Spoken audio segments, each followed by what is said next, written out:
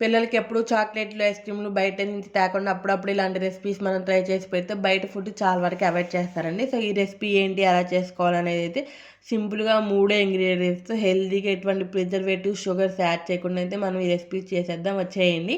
ముందుగా అయితే కడాయి తీసుకొని దాంట్లో ఘీ కానీ, బటర్ కానీ మీ దగ్గర ఏది అవైలబుల్‌గా ఉంటే అది వేసేసుకోండి. వేసేసుకున్న తర్వాత అయితే దీంట్లో కండెన్స్డ్ మిల్క్ అయితే వేసేసుకుందాము. మనకి దీని క్వాంటిటీస్ ఏమి ఉండవండి.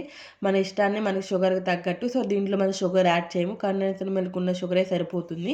సో, కండెన్స్డ్ మిల్క్ లైట్‌గా ఇలా పలచబడ్డ తర్వాత కోకో పౌడర్ అయితే వేసుకోవాలి. జల్లించి అయితే వేసుకోండి. జల్లించుకోకుండా వేసుకున్నానంటే ఉండలు కట్టే ఛాన్సెస్ ఉన్నాయి. సో, వేసేసుకున్న తర్వాత దీన్ని ఏంటంటే మొత్తం మిక్స్ అయిపోయేలాగా ఒకే డైరెక్షన్‌లో స్పీడ్‌గా అయితే తిప్పుకోవాలి. సో, ఇలా తిప్పుకున్నాక ఇలా మిక్స్ అయిపోయిన తర్వాత మీ దగ్గర వెనిలా ఎసెన్స్ ఉంటే వేసుకోవచ్చండి. లేదు అంటే ఆప్షనల్ అనమాట వెనిలా ఎసెన్స్. సో, వేసుకొని ఒక 1 మినిట్ అలా ఫ్రై అయితే దగ్గరికొచ్చేస్తుంది. ఇలా దగ్గరికొచ్చేసినాక ఇంక స్టవ్ ఆఫ్ చేసి ఇప్పుడు మనం ఒక ట్రేలోకైతే దీన్ని సర్వ్ చేసుకోవాలి. ముందుగా ఆయిల్ రాసుకొని పక్కన పెట్టుకున్నాను. సో, దాంట్లో వేసేసుకొని ఒక 20 మినిట్స్ మనం డీప్ ఫ్రీజ్‌లో పెట్టేసుకుంటే మన హెల్తీగా, టేస్టీగా ఉండే రెసిపీ అయితే రెడీ అయిపోతుందనమాట. దీనికి పేరేంటి, ఏం పెట్టాలి ఏంటనేది మీరే అయితే నా కామెంట్ సెక్షన్‌లో కామెంట్ చేయండి. వీడియో నచ్చితే సబ్స్క్రైబ్.